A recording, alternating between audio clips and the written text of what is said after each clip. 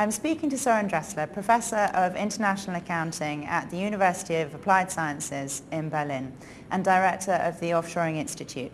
And Soeren has just run a seminar on offshoring and migrating and has kindly agreed to answer a few questions. Soeren, what is the future for typical administrative professions in high-cost countries?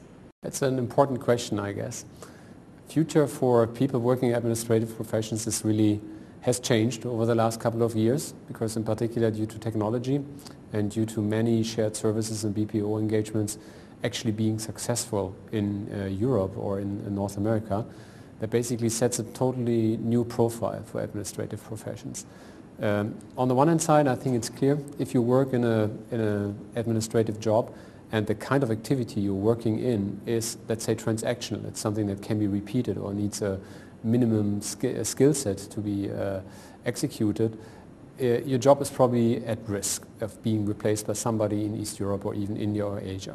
And therefore, I think that's one key learning. And on the other hand side, I think it's also important to understand what's the role of technology, because very administrative professions, classical administrative jobs, are getting replaced these days by technology. In the HR sector, it's probably more or less by self-services, right? So there are much more self-service tools available where basically people update their own data files, so you don't need an HR professional anymore to take care about it. Or if you move to finance and accounting, there's a lot of workflow applications, for example, e-billing, e-payment applications that make lots of administrative jobs and professions obsolete in the near future. So therefore, if somebody is working in an administrative profession, let's say in finance, in HR, in IT, in procurement, in Europe or in North America these days, people need to be aware about that they're working in a high-cost environment and they need to provide a special skill set, a special value add to their profession. Otherwise, their job needs to get offshored or outsourced in the near term. That means basically people in Europe need to focus much more on core competencies. They really need to be aware about that. They need to add value. And these kinds of jobs where people have probably earned close to six-digit incomes in the last couple of years by basically just doing transactional jobs or jobs that can easily be replaced by technology, these times are actually over. So you need to further qualify yourself. You need to basically look out where can I provide some really added value to the company. Otherwise, your job is definitely at risk. The Offshoring Institute produces a lot of reports on locations. Which locations do you think are going to be really important for shared services and BPO going forwards? Yeah, location is actually a great topic, and to be very honest, we have seen in the last 5 years in particular that many of the textbook cases that we have thought would be the reality have not come true.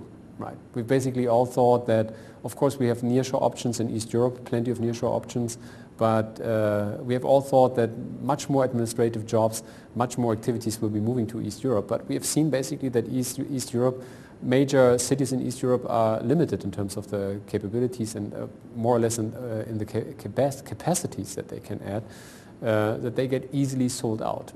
So therefore in Prague, in Budapest, and as well in Romania, we can see the trend that attrition rates are rising, labor costs are rising. So therefore I think the location trend towards the east is probably slightly but surely coming to an end, right?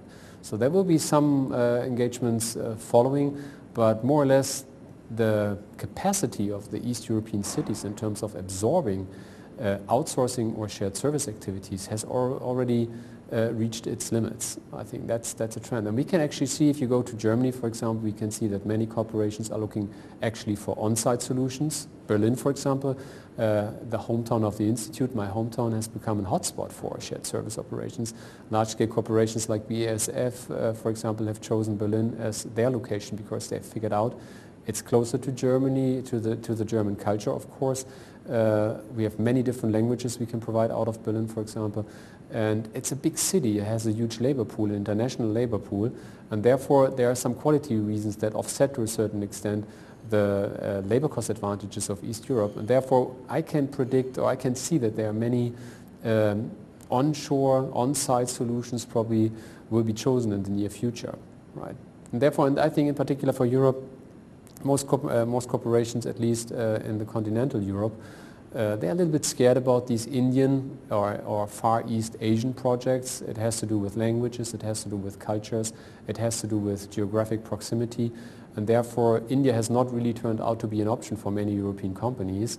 And that's also the reason why we can see many Indian providers, for example, or global providers like an Accenture, IBM, Capgemini, providing services not exclusively out of India. They've set up significant large facilities in East Europe as well to be closer to the corporations in West Europe.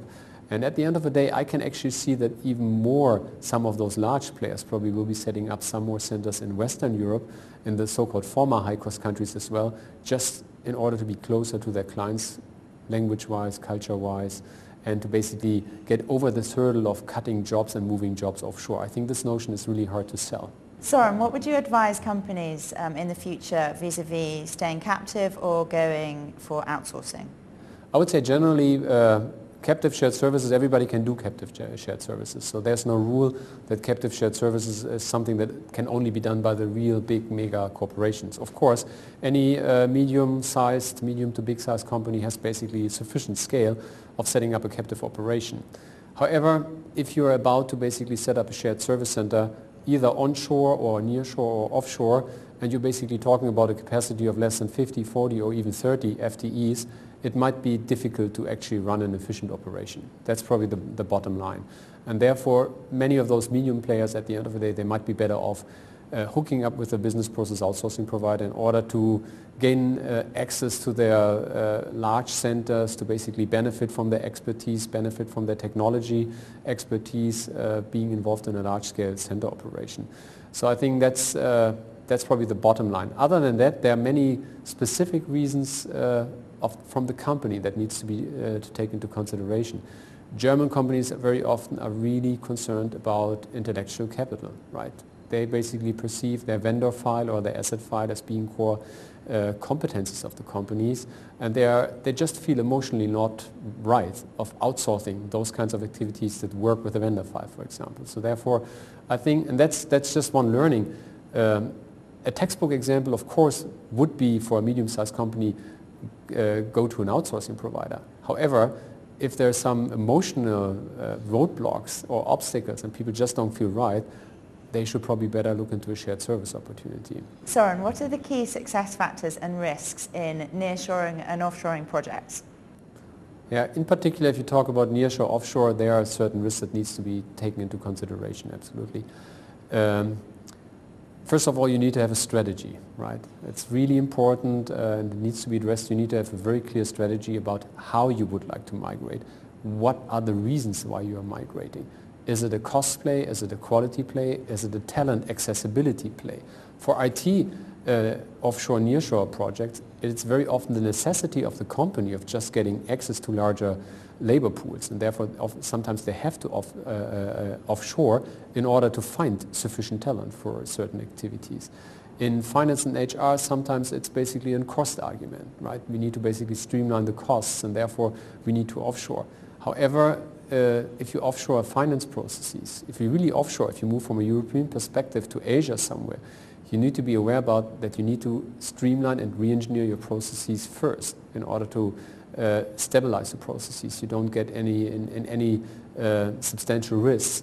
At the end of the day, you need to be aware about that people somewhere from a remote location, they need to understand your processes, they need to understand your systems, and they need to be able to support the legal entities, which are probably spread all over the world appropriately. And that's really something important, and that needs to be addressed up front.